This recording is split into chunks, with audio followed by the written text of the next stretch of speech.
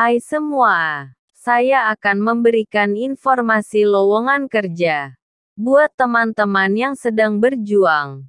Tetap selalu berdoa, semangat berusaha dan jangan putus asa.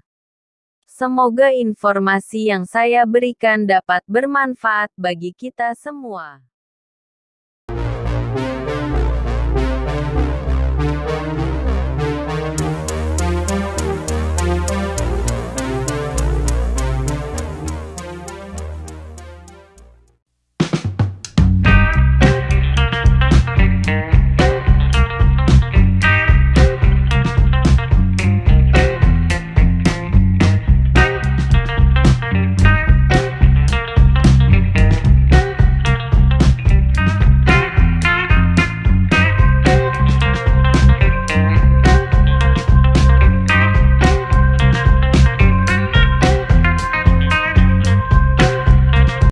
Semoga apa yang kalian impikan bisa terwujud dan sukses selalu. Terima kasih. Salam sukses.